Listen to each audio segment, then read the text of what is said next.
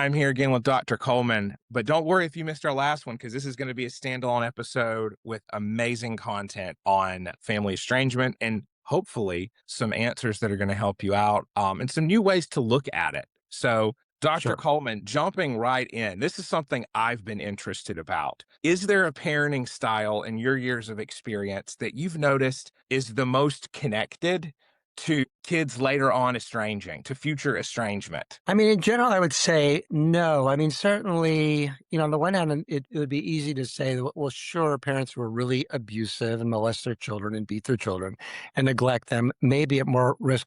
But I don't even know that we know that yet, because I don't know that even those kids often, because they're so desperate to still have some kind of a connection with their parents, may Mm-hmm. not estrange them later in life, or may even be more forgiving because of that. So Right. I don't necessarily know that there's a particular parenting style that increases it. But I think once people become adults, if parents can't make the transition to learning how to talk in a more psychological, kind of a therapeutic way, I think that Right. increases the risk. So I think that's, if anything is going to decrease estrangements in the future, it's going to be because the next generation of parents know how to communicate about these things in ways that, boomers and Xers may not have known as well. So, Right.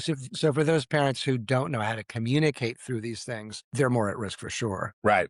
Very well Yeah. said. Something I dug into the research a little bit, and it looks like, as far as parenting goes, low warmth, high control parenting has pretty bad outcomes. Just, I think, for relationship and for functioning and autonomy, supportive, For warm sure. parenting is best. So, I mean, we know Yeah. that already. Yeah. Well, and I think one of the things to highlight is that, I talk a lot about some of the dangers of helicopter parenting, but the research is also that in many ways those kids tend to do better and may in fact be closer to their parents later in life because the parents have been more psychological and involved and dedicated.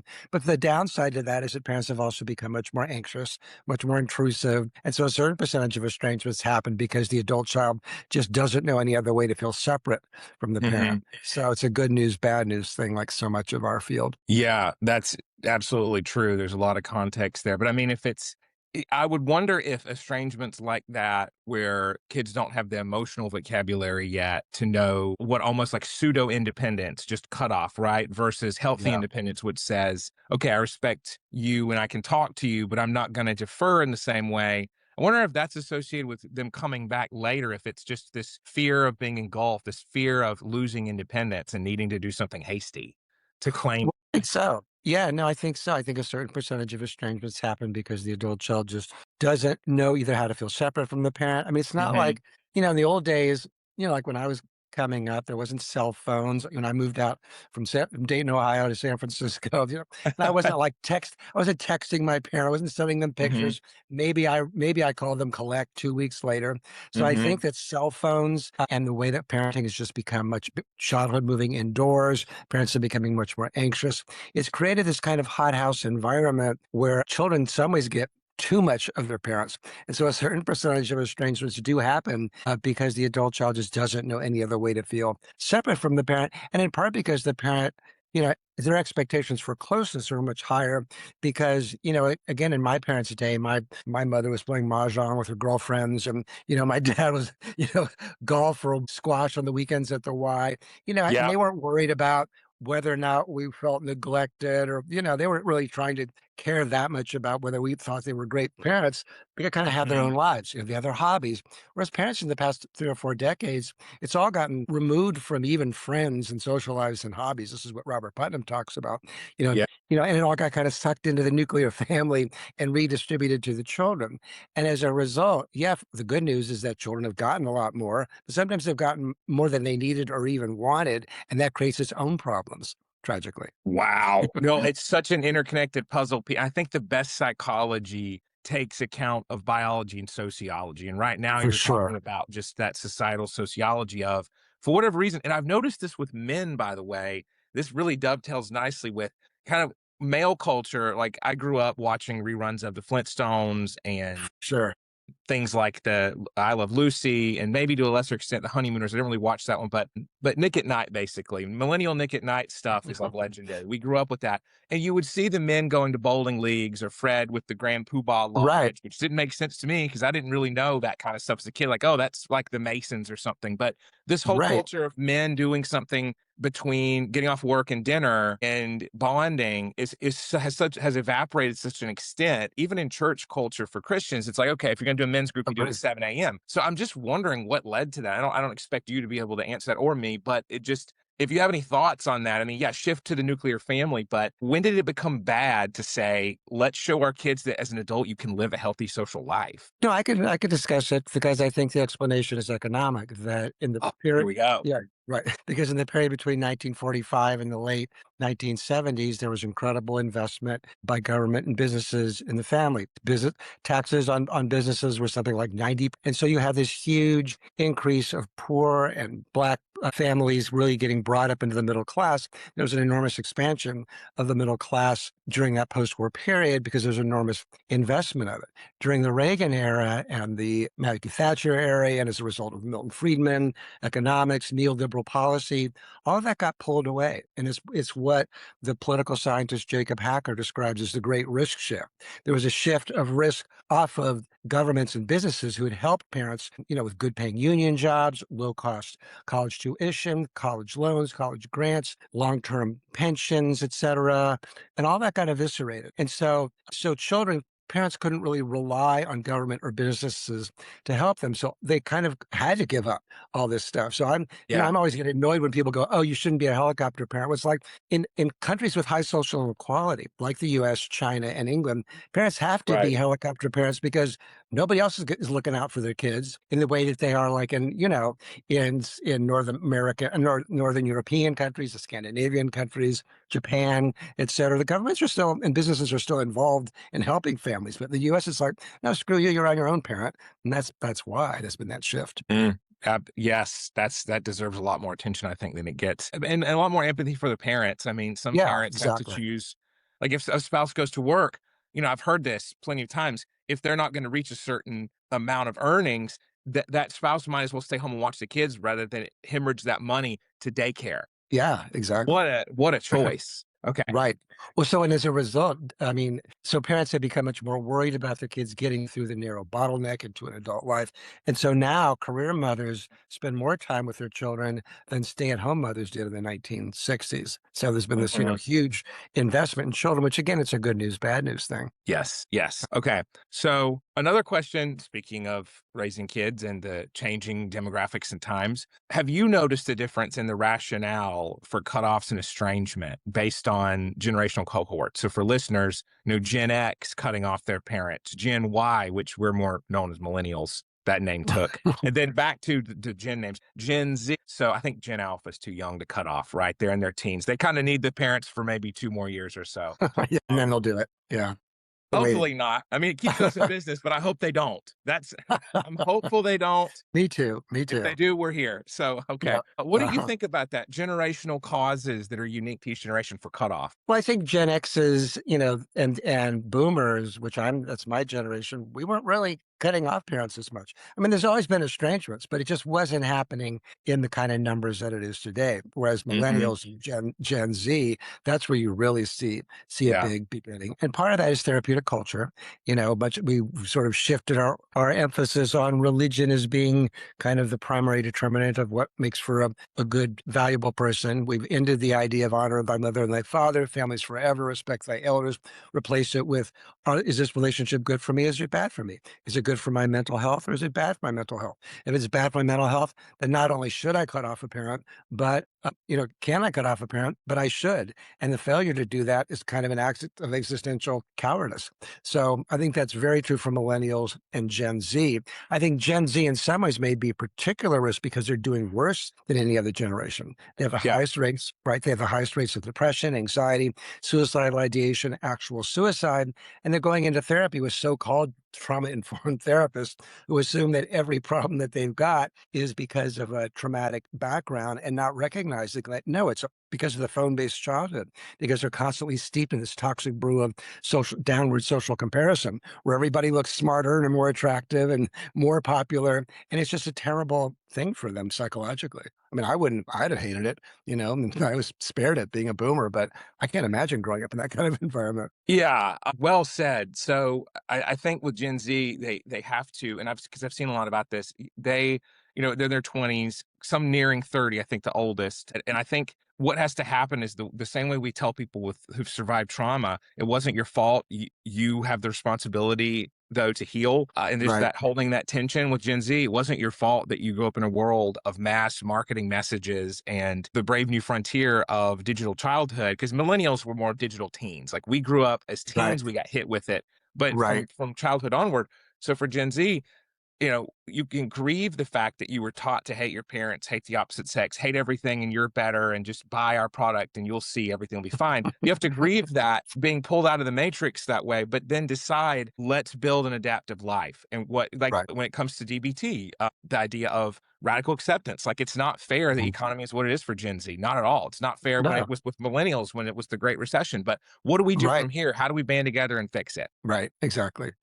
Is that a rhetorical question? Because I'm not sure I have the answer for that one. No, no, no. Surely. I was riffing a little bit here, but I do Yeah. have another question for you. So, and Yeah. this is way more open ended. So it'd be interesting to see where it goes. What is something in the psychology world, and this could be estrangement, it could be anything that you think more people need to know? I think exposure therapy, and you're a trauma specialist, so you know this better than anybody. I didn't tell him to say this, everybody. Okay. Because I think when people think, "Oh, I was traumatized," the best thing for me to do is to remove myself from, do everything I can to remove myself from it, and think about it and talk about it all the time. When in fact, those are the least effective things to do. And so many people are being said, "Oh, well, your parent traumatized you. Not only should you cut them off, but it'll be better for your mental health, and you don't have to go back to them until you don't feel triggered again." It's like, well, you're probably going to continue to feel triggered until you actually expose yourself to them and learn how to work through the feelings and reduce the power of them to influence you. So, yeah. So, your thoughts? I think you stole my answer. I'm kidding.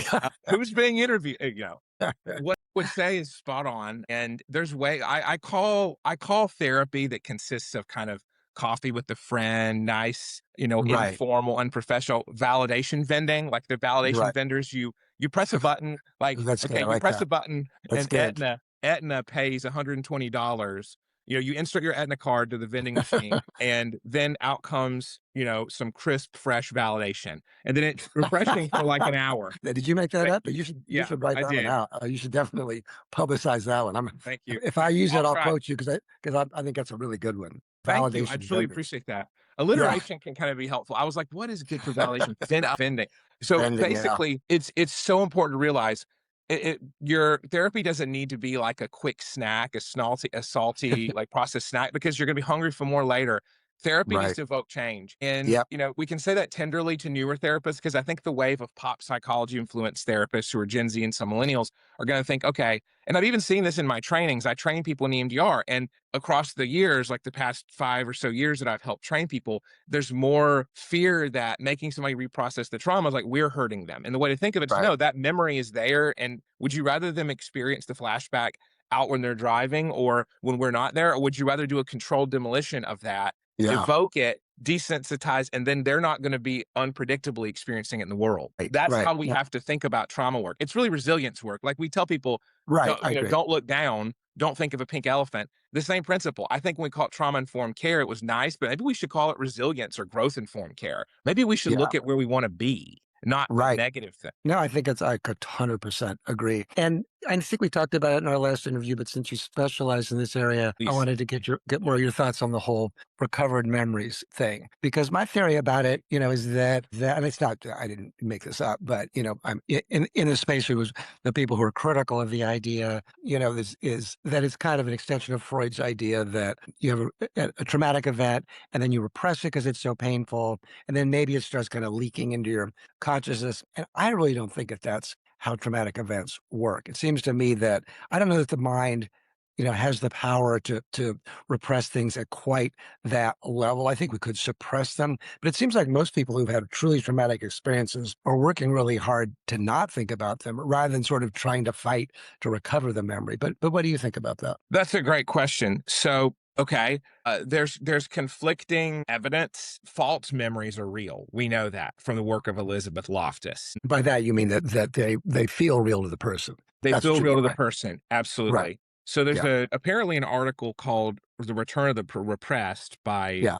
And that Gar. article. You Yeah. have you read that? Okay. I have, yeah, yeah. So the support for repressed memories is somewhat weak. I mean, but it's embedded in clinical beliefs here, clinical practice with many therapists. So, I mean, it's Right. not, skeptics are not saying trauma is always remembered. So we have to say that there's a competing body of evidence, and the evidence is across clinical, community, friends, different waves, different camps. So there's some documented abuse survivors that later show an inability to recall events. And so I think that's where we need to look is delayed recall memories can appear comparable in accuracy to continuously accessible memories. Okay. It makes case specific corroboration more relevant than blanket claims. So I didn't think about it for years, and then it came back. Can be a real phenomenon. People can have that happen, but it's so we have to be so careful with that Yeah. that it's not. There's also reinterpretation instead of recovery. So an event can be Right. remembered all along, but the meaning Right. changes. Like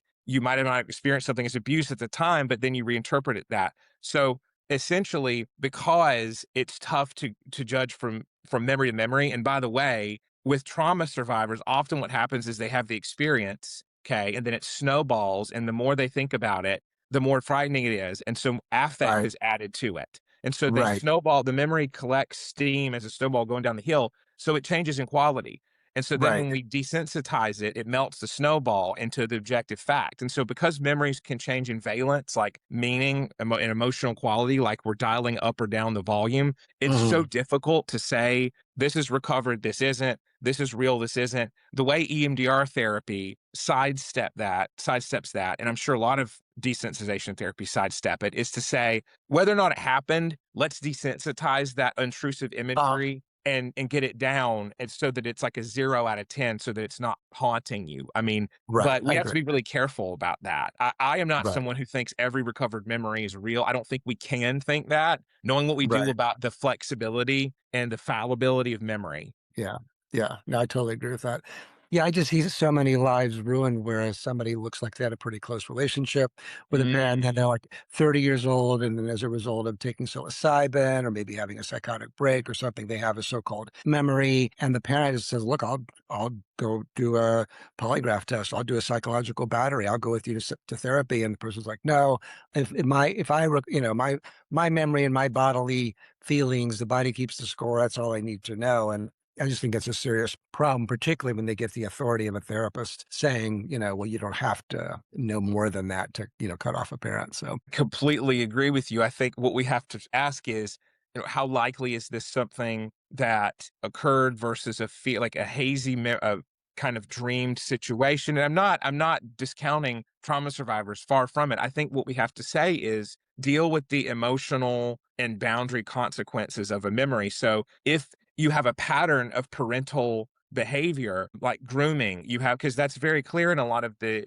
abuse cases, is someone will mhm, start within family, very often an uncle or whomever, getting really close and giving you favors, and then quid pro quo to get that abusive adult contact, physical contact. And so obviously follow that, see where that goes if you want to as a patient, and desensitize that. But if you have some hazy thoughts or memories and somebody asked you something and there was something involved, like, oh, did this happen? Are they implanting something? Because that can happen. So right, it's so right, right. it's so nuanced. Like we're not It saying, is. hey, don't feel upset at a parent and nothing bad happened if you can't perfectly remember it. What we're Agreed. Yeah. saying is, hey, be careful with this or making rash decisions one way or the other. Right.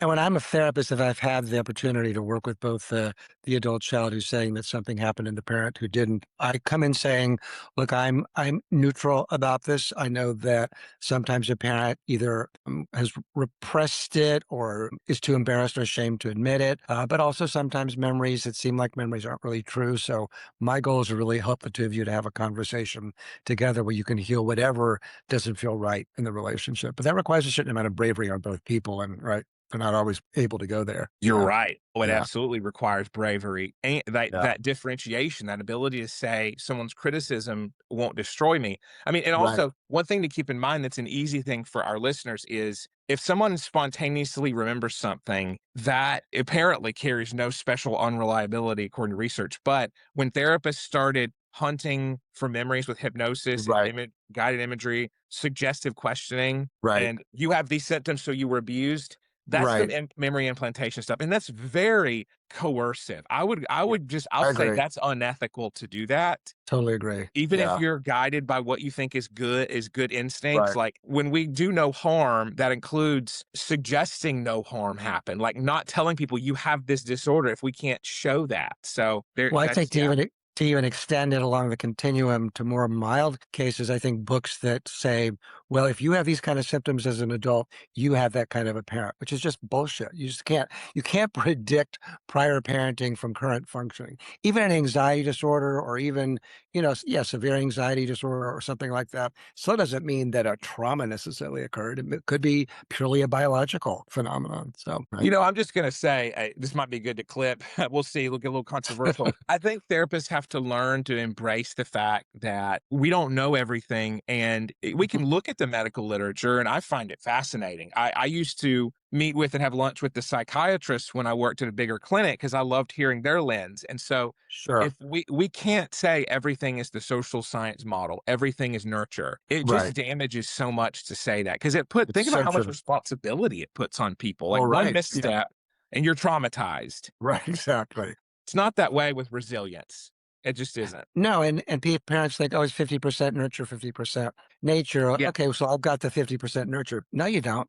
You don't have the 50% nurture because it's also siblings, it's also socioeconomic status, it's also peer group, it's also random good luck, it's also cohort, like the Yeah. generation you come into. Cohort. So parents, I mean, my reading of the research is that parents have maybe can account for 20 to 25% of the variance, but it's not 50%. So parents are important, but not as important as our culture, and particularly therapists today lead them to believe. There you go.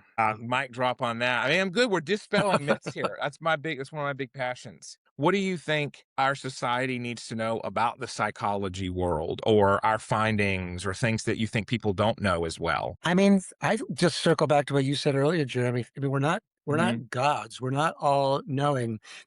Sometimes hear somebody say, "Well, you need to go to therapy." It's kind of like, well, you need to find the right therapist and you need to find the right modality for what you're dealing with. Because there's a lot of people in our field who, I mean, I wouldn't refer to myself when I was early in my training. I mean, I think back upon some of the mistakes I made. I'm like, Jesus, my poor clients. I mean, I was well-meaning, I was well supervised, but still I was making all kinds of mistakes. I just didn't know enough. I didn't know enough. I hadn't really suffered enough. I hadn't lived enough to really guide people with the kinds of really incredibly important decisions we're entrusted with. And so, one advice is choose your therapist really, really carefully. Make sure they've had good training or they're referred by multiple people who they've helped. They may have been great for your best friend, but shitty for you. So, I mean, that's probably my biggest message. On the other hand, I'm not down on therapy. I think therapists, I've been in therapy throughout most of my life. I think it can be incredibly healing and transformative and build your resilience and help you make better decisions. But to circle back to one of our earlier points, you don't want a validation vendor. William James wrote that opposition is the truest form of friendship. And in some ways, as therapists, we have to be able to oppose our clients with what they're saying that we don't think is right or good for them, we think that they're fooling themselves. And I think those qualities are equally important. Man, I'm hung on this. This is big. So, I'm gonna take this from you and credit you and William James. You ever see that The Office episode where it's like Michael Scott steals a Wayne Gretzky quote and Mike presents it? Obviously you're not doing that, I'm saying, but it's so good. I want to say, okay, this is a quote from William James that You Dr. can. Coleman said. Right, I'm gonna quote you and him. I mean, because this Oh, is such a big showcase of, again, generational differences, yeah, quite a few back of, wow, this idea of accountability, yeah, opposition is the biggest form of friendship, highest form of friendship. That is massively different than what we hear today, where criticism means someone hates you, like you're right, unworthy. I mean, we've totally yeah, bought that wholesale, yeah, that, and it's so sad that if therapists join in on as the cultural priesthood for that, to right, say, actually, that is true. You're not being loved as someone loves themselves. And it's like, well, actually, no. If someone loves themselves well, they're going to know they need to change. If they love themselves right, narcissistically, they're going to think, no growth for me, growth for thee, though. So this right, idea, we need to bring it back. We really need to right. bring back this idea that accountability partners and people who care about your growth care about you. Right. Man. Well, it's related to the fundamental attribution error. For those who don't know that idea, it's the idea that when we think of our own actions, we generally have a much more sympathetic, contextual view of why we did something. But if we're thinking why somebody else did something to us that hurt us, we're just thinking of them as like a bad person. And I see that a lot in the parent adult child kind of dynamics where the adult child says, well, I did this for perfectly good reasons, but you did it because you're a narcissist or a borderline or whatever. Um, Exactly. so yeah, no. So I think the accountability factor is high. And I think in my own life, like when I was, I was divorced in my 20s, married and divorced in my 20s, have a kid from that divorce, and I got remarried in my 30s. And we had twins in my second and longstanding current marriage, which is great Hmm. now. But there are times in our early years where it was really hard. We had young twin boys, and blended family with my daughter, and there's times where I thought, well, I'm bailing on this. This is just too damn hard. And my Hmm. friends, my close friends, I mean, I had a few friends who were like, yeah, you should, you deserve something better. But a lot of my friends were like, dude, you're doing all kinds of shit that is problematic. So, you're not exactly being the easiest person to live with right now. So, look at your own behavior. And my dad did the same thing, which I really respected. He said, you're also contributing to the problem. So until you can really say you're doing things with a clean slate, and I think it just goes back to the William James quote that you need people who are going to hold a mirror up to you, not validation vendors. I'm stealing your term, but I'll credit you. Thank you. Hey, thank you. It's a big honor. Hey, yeah, I appreciate it. That's a good one. Yeah. Thank you. Well, we need that. I mean, it's so important to have that continued growth, and it doesn't stop at a certain age. And it doesn't mean that Right. you aren't special. I think this is weird permutation of the trophy participation trophy generation, us millennials, and then that narrative held and stuck, even though it's kind of a joke. And then with Gen Yeah. Z, it's kind of turned into something else, and it's rapid time TikTokification of social norms, and Mhm. essentially the idea that your peers who are telling you you're great and giving you likes and comments that are positive really care about you. And so there's almost this like laundering, where I'm making that up on the spot, where it's like Mhm. you get your development, your social development, through likes and clicks. And so Yeah. it's always that affirmation, and if you're not getting affirmation, it means somebody doesn't care. And this is a big soapbox of mine. I think every time something digital is introduced, like, okay, email, it's just digital mail, or social media, it's just like socializing, but Yeah. online. I think it Right. actually is a worse version. But, and I'd love your thoughts on this. This is just off the dome. I've also noticed that it cheapens the real life version, because people take these digital metaphors into real life. Like, they take the ethics of the digital world back into the real world to I think, catastrophic effect. Totally. I mean, think about porn used for guys, and then when they actually have a sexual partner, they're expecting them to behave like a porn star. They're behaving like the porn star that they're with, and it's kind of like, wait a second, that's not the way Yeah. real life works. And No. learning how to, again, to expose themselves without a sexual sense, but to expose themselves to the real relationships require a certain amount of anxiety working through, and tension, and everybody has some degree of social anxiety, unless they're just Yes. really have like, crazy amygdala or something. It isn't that reactive, but most people have some, and you have to learn how to engage with real people. And yeah, if you're just in the social world, you can completely tailor to fit your neurosis and never expose yourself to the things you actually have to be exposed to. Yes, yes, we have to desensitize, we have to expose, going back to that principle that more people should know. Okay, so I'm gonna skip ahead a little bit in my question list, because I, Go I for it. want to I want to get into some more estrangement stuff for our listeners. So, how do you see various adult parent couples impacted by estrangement? So, for example, both the married parents are together, adult child cuts them off, or parent, there's this divorce that's happened, so parent of the child is with a step parent. Does that affect estrangement? Does that increase it, decrease it? What are your thoughts on those variable couplings and then the adult child estrangement? Sure. Yeah. Lots to say there. So, I mean, in general, I've developed this saying that, when an estrangement happens, dads get mad and moms get sad. And I think it has to do with the way that men manage anxiety, hurt, shame, etc., through externalization, anger, aggression, violence, drug use, etc. So, a lot of my method is, look, if your kids cut you off, you have to figure out why they're doing that, why they think it's the healthiest thing for them to do, make amends, find the kernel, if not the bushel of truth, reach out to them. Moms are like, shit, I'll walk over hot coals to get to my kid. And dads are like, Yeah. no, screw that kid. I was a good dad. They can apologize to me. What do I make amends for? And I'm like, well, you can either figure out why your kid is upset with you, or it's that classic saying, you can be right or you can be, in this case, estranged, but you probably can't, you're not going to be able to be right and not be estranged. So there's that division. And I think that has to do with the way that the ideology of motherhood is just much more compelling. The idea that you Yes. have to keep trying, that if your kid's is suffering, you're suffering, you're not as, you're only as happy as your least happy child. So all those Mm. things are incredibly compelling and hurtful to mothers and very confusing to mothers. So that's a common difference. When there's an early reconciliation, it's typically with dad first rather than mother. And if it's a married couple, and I think that has to do with the fact that mothers are generally doing more of the frontline parenting, even if it was an involved father, kids are much more likely to feel enmeshed with mom than with dad. In part because dads don't have as much guilt.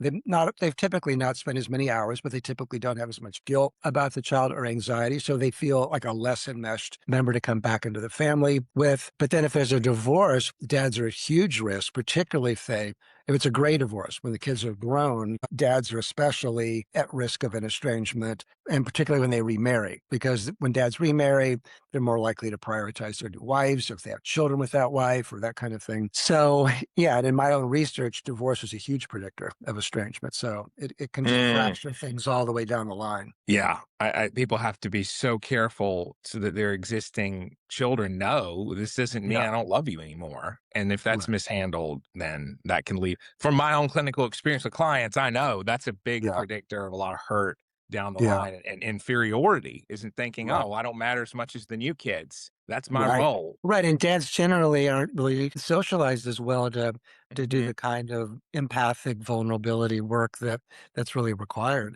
So dads often remain estranged because they're not really able to go there and take responsibility and apologize and make amends and that kind of thing. So currently, if this one study is right by Rin Resnick at Ohio State, something like 26% of dads are estranged currently. It's a lot, and Mm. they're 22% more likely to be estranged from a daughter. So, all these things matter around when it comes to gender. Yes. Okay. Well, it's interesting you bring that study up. I'm glad you did. So they created Resnick and colleagues tracked a nationally representative panel and found substantial rates of unestrangement. So reconciliation, sometimes a re-rupture, and then reconciling again. Pillimer's Cornell work found the same. So when an adult child says, I feel better estranged, data suggests this is often a waypoint along a longer arc in their relationship journey. So does that shift how you'd counsel a parent in the acute phase of estrangement then? Should they quietly prepare for a return, hope for one, or set the conditions rather than just brace for permanent loss? What I tell parents is you need to have one foot in radical acceptance, one foot in hope. The hopeful side is the statistics that you just said. In Resnick's study, 80% of mothers are eventually become reconciled, something like close to 70% of dads. So the vast majority Hmm. of these kids do eventually come back to the parent. But radical acceptance, because you can't white knuckle it through life. You can't just say, I can't live again until my child's back in my life, which is a harder sell for most moms than it is for most dads. But the idea Hmm. that you still have to get on with your life, you have to find a way to contain it. And that's why radical acceptance, which comes from you're mentioning Marshall Linehan's dialectical behavior therapy, is And such an important thing. I mean, thesis, antithesis, synthesis. So the synthesis is I'm going to have pain, but I can also have a good life despite that pain, or in the presence of that pain. So radical acceptance is kind of like saying it is what it is. I mean, I always repeat Linehan's statement that the pathway out of hell is through misery. The more you fight yeah, for misery, the more you stay in hell. And so I think that principle is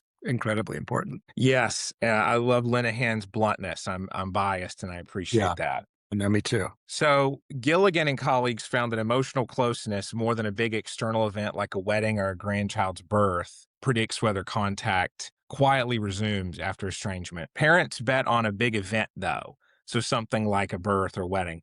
The data points towards slow, low stakes warming of the relationship, though. So, have you seen that play out in real time in your work? And how do you redirect a parent pinning all their hope on some wedding invitation or getting to witness the birth of a grandchild? Well, yeah, I don't know that most of the parents in my practice are pinning their hopes on that. Most of them are more terrified that they're not going to be invited to the wedding. And so our work is a Yeah. lot around preparing for that, not being invited to that birth or that wedding or that college graduation or any of those things. But I mean, sometimes they can be, like a birth, a kid might say, adult child might say, well, I really want my parents to have, my children to have grandparents, or their spouse might do that, particularly if they're from another culture, I find. But I think that it's true that the more that parents can kind of set the stage through good communication, becoming more psychological, being willing to make amends. I mean, so many parents say to me, look, if I read your book beforehand, I wouldn't be estranged. And it's not because Mm, my book is, I mean, I like my book, obviously I wrote it, but good the book. basic the main principle is just that, parents can learn when they start to become estranged or distant to actually understand what their child is feeling and experiencing, show curiosity, validate where they can, empathize where they can, take responsibility if they don't know why, show curiosity and interest and non-defensiveness. I mean, those are the real principles that are going to make a difference if and when an adult child is ready to reconcile. That makes sense, and that work, it's slow and steady is so important. I mean, we probably addressed this last time too, but how do you redirect parents in the meantime to take some of that psychic energy to do something else and not just live in that waiting and in that dread of reconciliation, especially for moms where the identity was Yeah. being a mother? Sure. Well, I think a lot of it is helping them to build self-compassion, to figure out, kind of end the guilt loop in their brains, in the constant self-criticism. I mean, a lot of what's tormenting about estrangement is not just the loss of a child, but it's also the constant guilt, shame, social isolation, withdrawal, and the belief that they don't deserve to continue to have a good life if their child isn't in it. And what I tell parents is, look, you get to say what kind of a parent, or I mean, your kid gets a vote, but you're the CEO of the board in the company in terms of what kind of a parent or person you were. That means you can't. Doesn't mean you should, tell your kid that they're wrong or that sort of thing. But you get to hold on to your idea that you are or were a good parent. You're not obligated to internalize their rejection, but you are obligated to try to understand why they feel like it's the healthiest thing for them to do, because no reconciliation is going to happen without that. It's so important that people develop their identities across different domains. It doesn't mean you're betraying your kids. Exactly. I really would like to hear because we have so many different competing voices in the masculinity therapy space now. Because it's like a void loves to be filled, a vacuum is filled. So for male therapy stuff as a world now, that's so much attention is being spent on that. What would you counsel men to do regarding emotional intelligence development? And I know that's an overused term. So essentially, how to connect better with what their children are feeling. Would you add something different for men? And I don't like to pathologize masculinity when I don't have to. Of course, there's elements just like with femininity. There's elements of anyone's personality that can be, quote, Right. toxic. But I would love to hear your thoughts on where men need to go now in the way that you find best. Sure. Yeah, I'm happy to. Yeah, my last article for the Atlantic, I think it was called "What Boys Need." I talked about kind of current parenting pedagogy, and the interesting findings is that not only dads but also mothers talk less to their sons about emotions. They talk to them less, period, but they particularly talk to them less about emotions. They're Hmm. much more likely to emphasize, dads in particular, are much more likely to emphasize language around being tough or aggressive or Hmm. or whatever. And both are more likely to misinterpret younger boys' upset. So there was an interesting study done where researchers dressed up infant boys as infant girls and vice versa, and then they showed them a video of the child crying. And when they asked parents, what's this child experiencing? The kid who was dressed up as a girl, the infant who was dressed up as a girl, they said, oh, they're experiencing sadness. The boy, they said, oh, he's experiencing anger, even though it was actually a girl. So there's a lot of misattribution that happens. Boys' their brain development happens at least a month later. Their language Hmm. development happens quite a bit later. So helping boys to understand their feelings, to talk to them, to not assume if they're being difficult that they're just trying to be rebellious, but they may be actually expressing a frustration, and they actually need you as a parent to kind of be an auxiliary ego and help them to manage their feelings. I think those things are hugely important.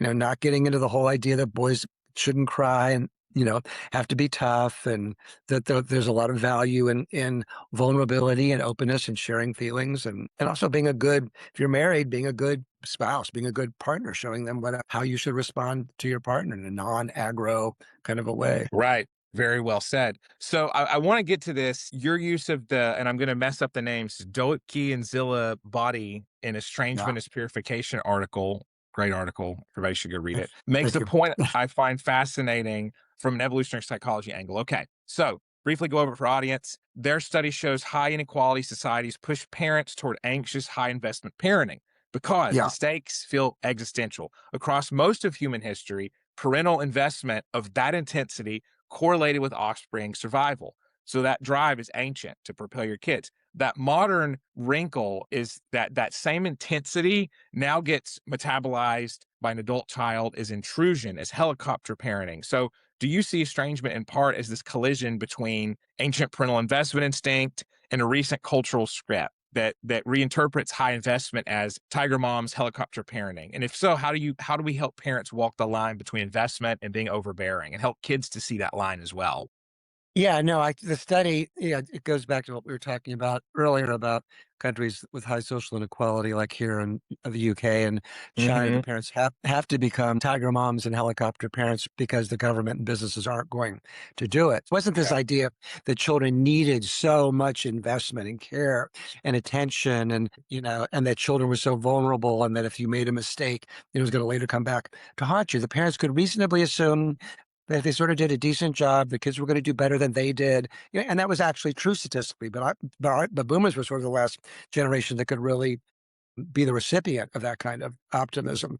So starting when boomers became parents, that began to recede. So you have that along with play moving indoors, smaller family size. I mean, there's been smaller family sizes for the past century or so, Yes. but play moving indoors.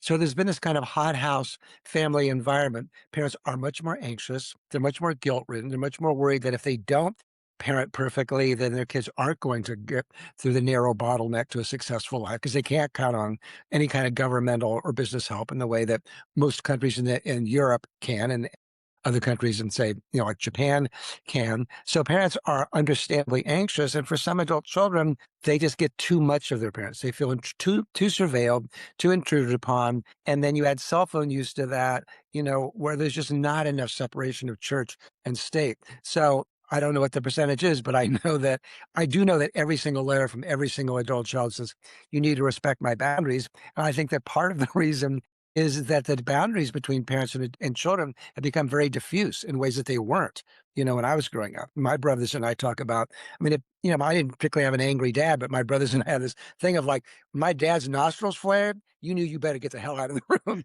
because shit was about to go down, right? He didn't have to like yell, he just had to flare.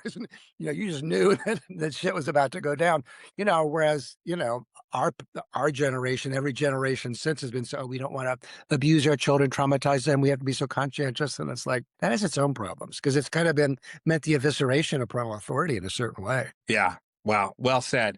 So this is a good jump off point. So differentiation, according to Murray Bowen, who I'm a fan of his work, Me too. he's He an was great. OG in the field. He's an OG. Yeah.